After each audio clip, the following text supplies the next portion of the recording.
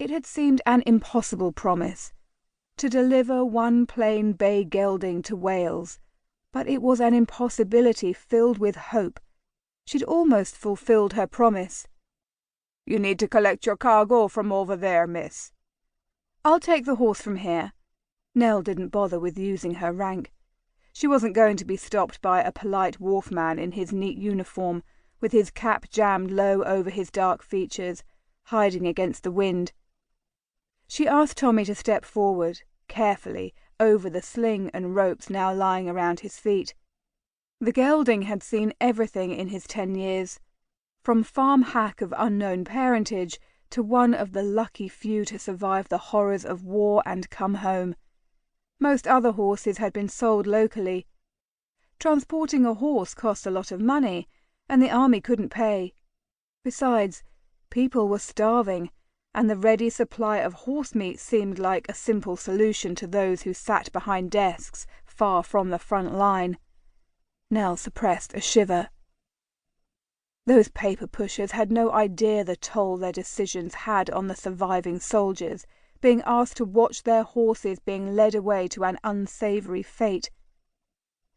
It had been straightforward, not easy, but necessary, to shoot the injured horses, to humanely end their pain, but near on impossible to let the healthy ones go. After all the slaughter on the front, the horses who survived deserved much more than that fate.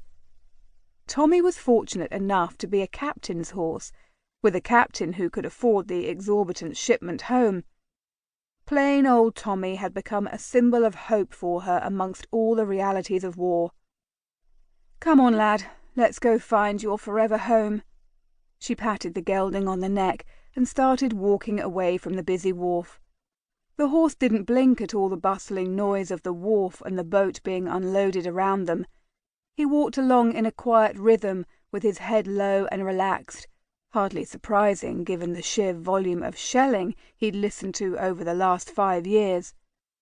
Half his life, and damn if it didn't feel like half of her life too. A loud thud and a shout rang out from behind her. Nell crouched down automatically, peering around wildly. A pallet had slipped off the crane and landed on the wharf behind her. "Miss?" A large hand gently touched her shoulder, and she shook it off. "No one is hurt." She glanced around. The same wharfie stared at her with care in his deep brown eyes. He held out a hand for her, which she ignored. She slowly rose to her feet, patting Tommy's neck. The horse simply waited for her to recover from her jolt. Would she ever be free from this reaction to sudden noises? "I'm fine." She tried to force her heart rate to steady, but it thumped erratically out of step with her willpower. "Don't mind me, miss, but was it the noise?" Nell glared at the wharfie, then forced herself to soften her expression. "The noise is nothing compared to the front." She cursed her acerbic tongue. It was no one's business that she'd spent the entire war behind the front lines working. "I understand." Nell frowned. "You do?" "Corporal Lamin Job, previously of the Royal West African Frontier Force, Gambia Regiment, currently one of the lucky retired soldiers to have employment." His tone was level, but the downward twist of his mouth spoke volumes, and Nell wondered how much the news sheets had left out, how much she couldn't know. She stuck out her hand for him to shake. "Pleased to meet you. I'm sorry for my appalling lack of manners. I was with the Army Veterinary Corps, mostly in Abbeville, France." "At the front?" He shook her hand, soldier to soldier, and she was grateful he appeared to forgive her unforgivable rudeness. "About 30 miles away."